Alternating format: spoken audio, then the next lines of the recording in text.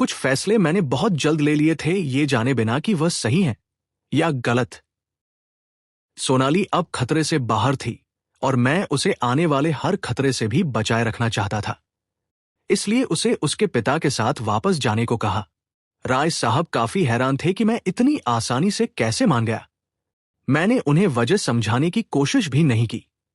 कोई मेरे बारे में अब अपनी गलत राय बना भी ले तो भी इससे मेरा जाना ही आसान होता। मैं अपने फ्लैट में वापस जा रहा था। अपनी कार अनलॉक करते हुए मैंने संजय को कॉल किया। उससे कहा कि वो यहीं रुके जब तक सोनू डिस्चार्ज ना हो जाए। लेकिन सॉरी अंश, लेकिन मैं तो एयरपोर्ट पहुंच चुका हूं।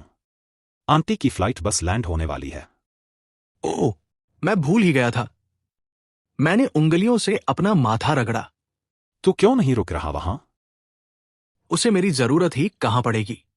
उसके over caring, over possessive dad जो है यह, आज कुछ ज्यादा ही प्यार उमड़ रहा है बेटी पर। संजय चुप रहा। उसका नजरिया भी यही था। संजय, तुम इस तरह के हालातों और लोगों को झेल सकते हो, मैं नहीं। प्लीज यहां रुक जाओ अगर मुमकिन हो तो। मैं जरूर रुकता उसके पास, लेकिन एक फ्लर्ट मैं खुद को और कोस न सका और कॉल काट दी।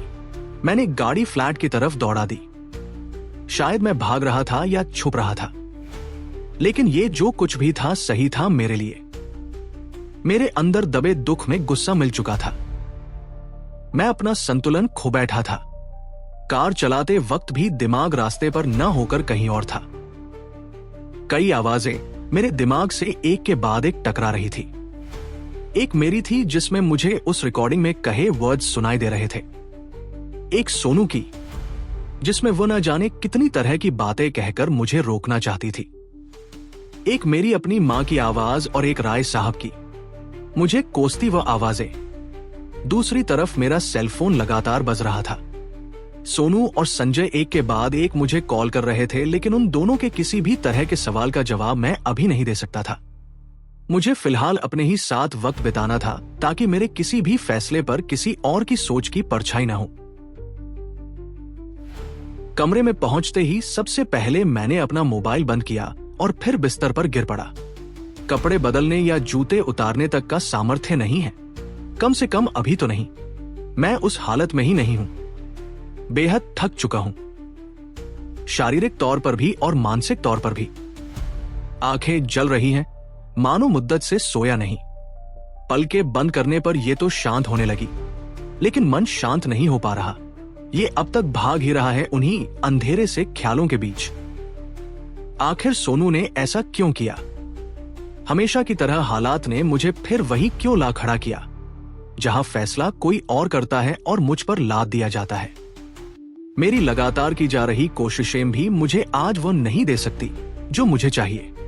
ये मेरी एक बड़ी हार है, और एक वक्त था जब अंश सहाय जीत का पर्याय कहलाता था। शायद सोनू आज अपने पिता के साथ हमेशा के लिए चली जाएगी। शायद उसके पिता उसके लिए मुझसे बेहतर जीवन साथी ढूंढ लेंगे। मुमकिन है कुछ महीनों में वो मुझे भूल जाए। कैसी होगी मेरी जिंदगी उसके बिना? मैं वापस चला जाऊंगा अपने परिवार के पास, शिमला। मेरा बेचैन मन बस सोचता ही जा रहा है, और धीरे धीरे मैं नींद के गहरे अंधेरे में डूबता जा रहा हूं। एक के बाद एक मेरी पिछली जिंदगी की तस्वीरें दिमाग में कौंध रही हैं। वो मॉडल हंट, मेरा ऑडिशन, यामिनी से मेरी पहली मुलाकात, वो दिन जब मैंने मुंबई की जमीन पर पहला कदम रखा था, मेरा पहला एड शूट, वो रात जब सोनू का चेहरा पहली बार मेरे सामने आया, वो पल जब पहली बार उसका हाथ छुआ। आज भी उन नर्म गर्म सी उंगलियों की छून महसूस कर सकता हूं अपने हाथों में।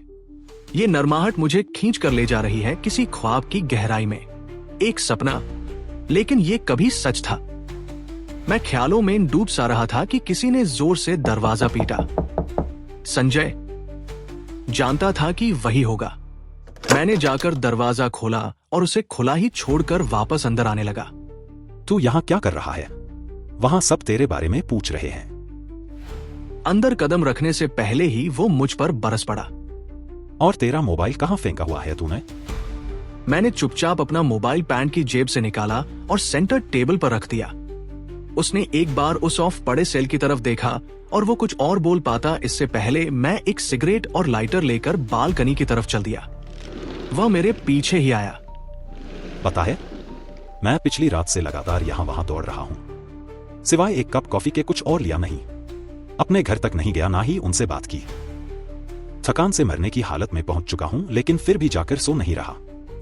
यहां तेरे सामने खड़ा हूं। मैं बालकनी के कोने में पहुंचा कि वह मेरे रास्ते के बीच आ गया और झल्लाते हुए। आप पूछेंगे नहीं क्यों? क्यों?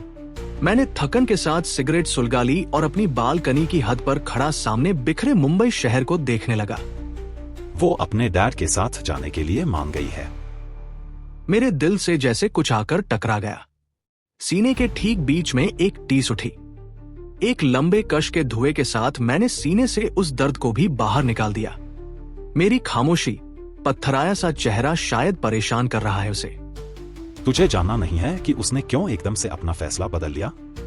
कमर पर हाथ रखे वह मेरे सामने वैसे ही डटा रहा। Who the hell am I? उसकी जिंदगी है, उसके डैड, तो फैसला भी उसी का होगा ना।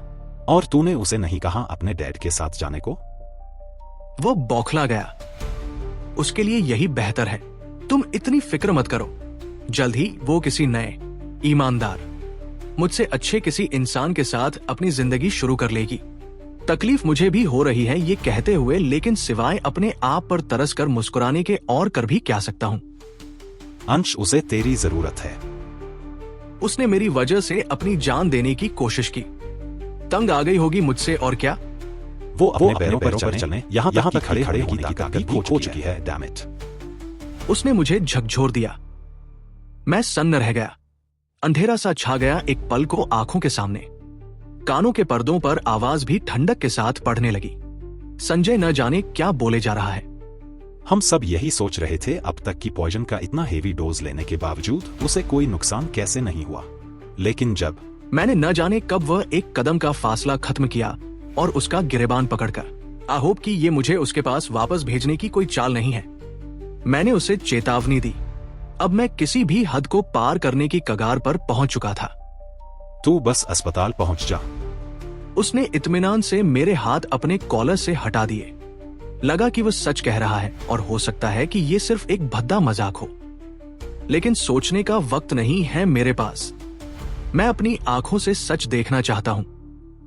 मैं उसे वहीं छोड़कर बाहर आ गया। हर शिकायत, हर नाराजगी मैं वहीं छोड़ आया जो मुझे सोनू से थी। बस अपनी अगली ही सांस में मैं उसके पास पहुंच जाना चाहता हूं, कैसे भी। मेरे पिता की मौत के बाद ये वो दूसरा दर्दनाक नजारा है जो मैं देख रहा हूं, और जगह भी वही है, एक मनहूस सा अस्पताल। वार्ड की चौखट पर जमा सा खड़ा हूं। किसी का ध्यान मुझ पर नहीं गया अब तक। इस वार्ड में हमारे कई परिचित हैं, मेरी अपनी मां और बहनें भी, और वह इस भीड़ का केंद्र है। एक व्हील चेयर पर बैठे हुए, उसके अलग अलग हिस्सों को छूकर मरी सी मुस्कुराहट के साथ सोनू एक नर्स से इसे कंट्रोल करना सीख रही है। मैं चौखट के दाईं तरफ ढल सा गया। ये सच नहीं हो सकता, ये कोई बुरा सपना है। सिर्फ चंद घंटों में मेरी जिंदगी इतनी नहीं बदल सकती। सोनाली, उसका हर करीबी उसके पास खड़ा है, लेकिन फिर भी कितना अकेलापन है उसके चेहरे पर। आंखें किसी बड़े समझौते के एहसास से भरी हैं। राय साहब और उनकी पत्नी एक कोने में बैठे अपनी आंखों से जैसे खून बहा रहे हैं। मां उन्हें किसी तरह समझा रही है। नहीं, ये सच कैसे हो सकता है? मेरा जहन इस सच को स्वीकार ही नहीं कर रहा। डगमगाकर उठते मेरे कदम उसकी तरफ न जाने कब से बढ़ रहे थे कि अचानक मैं वापस पलट गया। मैं इस वक्त उसके सामने नहीं जा सकता, उससे नजरें नहीं मिला सकता। कहीं छुप जाने के लिए मैंने कदम वापस ले लिए। इससे पहले कि किसी की नजर मुझ पर पड़े, मुझे यहां से निकल जाना है जल्दी। उसका सामना करने का साहस तो जुटा लूं पहले। कुछ समझ नहीं आ रहा कि उसे मिलने के लिए खुद को तैयार कैसे करूं। सबसे पहले मुझे उस डॉक्टर से मिलना है जिसने अभी कुछ देर पहले हमें कहा कि सोनाली पूरी तरह ठीक है। किस तरह का इलाज किया उसने सोनू का? वो इस हाल में पहुंच ही कैसे गई? मुझे सबसे पहले उससे ही मिलना है। मेरे जिस्म से खून सूखता जा रहा है। कुछ 2 मिनट से मेरी नजरें उसी पर गड़ी है। उसे जवाब देने में वक्त लग रहा है। मिस्टर सहाय, उसने जहर की बहुत अच्छी मात्रा ली है और वो भी कोई ऐसा वैसा जहर नहीं था। जब सोनाली राय यहां आई तो हमें उम्मीद ही नहीं थी कि वो बच भी पाएगी। हाँ, लेकिन अफसोस कि हम उसे पहले सा फिट नहीं कर पाए। लेकिन जब मैं उसे यहां छोड़ गया तो उस वक्त वो बिल्कुल ठीक थी, बिल्कुल ठीक।